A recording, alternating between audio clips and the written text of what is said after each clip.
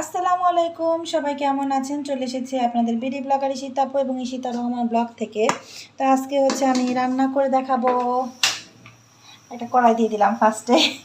আপনারা সবাই কেমন আছেন এবং আপুর ভিডিওগুলো সবাই কেমন লাগে সবাই একটু কমেন্ট করে জানাবেন। চ্যানেলটি সাবস্ক্রাইব করে রাখবেন, ভালো লেগে থাকলে অবশ্যই শেয়ার করবেন। আজকে ডাল দিয়ে, মুসুরির ডাল দিয়ে পুঁই শাক রান্না করবো, সেটাই দেখায় দিব আপনাদেরকে। তবে সবাই আমার সাথেই থাকেন এবং চ্যানেলটি সাবস্ক্রাইব করে দিবেন, ভিডিওটা সবাই শেয়ার করে দিবেন। 2 দিন তো ভিডিও দিতে পারিনি, এখন আবার দেওয়া শুরু করেছি। আপনারা সবাই সাথে থাকলে দিতে মন চায়। তো এই যে কড়াইটা শুকিয়ে গেছে, এখন এই যে পানি দিয়ে দিব অল্প পরিমাণ। একদম সিম্পল একটা রান্না এবং খুবই মজার। তো এখানে আমি তেলটা গরম হয়ে গেছে, এখন পেঁয়াজ কেটে রাখছিলাম সেই পেঁয়াজ দিয়ে দিব। যেহেতু মসুরির ডাল দিয়ে আজকে আমি আপনাদেরকে এই পুঁই শাক রান্না করে দেখাবো। আর এখানে কাঁচামরিচ একসাথে দিয়ে দিই।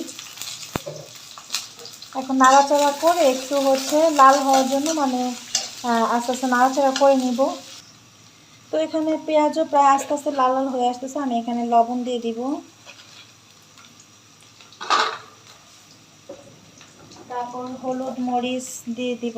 এই যে হলুদ সামান্য পরিমাণ, বেশি দিলে না এত গন্ধ হয়। এবং গুঁড়ামরিচটা দিয়ে দিব। আমরা আবার একটু এই গুঁড়ামরিচগুলো ঝালটা কম। এই যে ধনিয়া, আর ধনিয়াটা একটু বেশি দিই যাতে তরকারিটা একটু ঘন হয়, এই কারণে। এখন একটু পানি দিয়ে তারপর মশলাটা একটু কষায় নেব।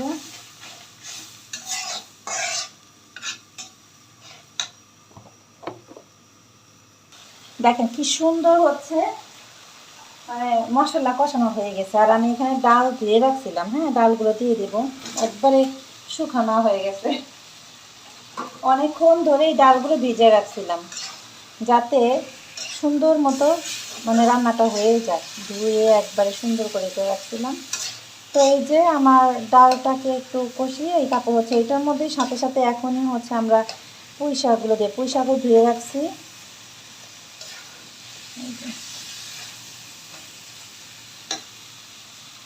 পুঁই শাকগুলো ধুয়ে রাখছি,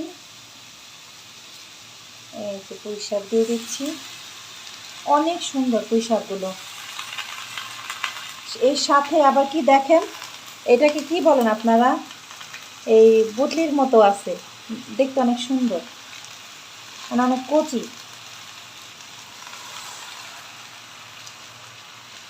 এরকম পুঁই শাক দিয়ে কারা কারা রান্না করে খেয়েছেন আপনারা একটু অবশ্যই কমেন্ট করে জানাবেন।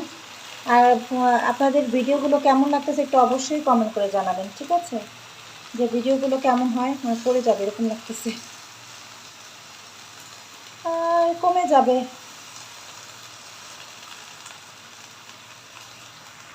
তো এই যে পুঁই শাকটা দিয়ে এখন তো নাড়াচাড়া করা যাবে না, একটু কমলে তারপর নাড়াচাড়া করব। একটু কমুক এই জন্য ঢেকে দেই। ঢেকে দিলে দেখবেন একটু পরে নরম হয়ে কমে যাবে, তখন আমি নাড়াচাড়া করে দিব। এই যে দেখেন নরম হয়ে আসছে, এখন এটাকে নাড়াচাড়া করে দিব।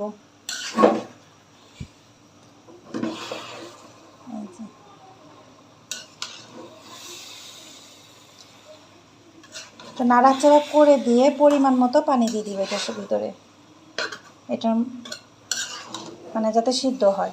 এই যে হয়ে গেছে অনেকটা, শাকের পানি উঠে গেছে অনেক। তো ডালগুলো সিদ্ধ হওয়ার জন্য এবং শাকটা আর একটু ভালোভাবে সিদ্ধ হওয়ার জন্য আমরা এটার মধ্যে একটু পানি দিয়ে দিব।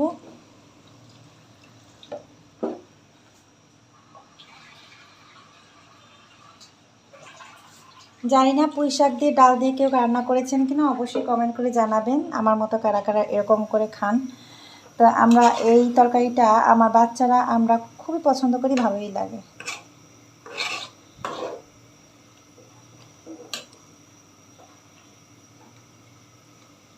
তো এটা সিদ্ধ করার জন্য আমি এখন একটু ঢেকে দিব, তারপর আমি হলে আপনাদেরকে দেখাচ্ছি।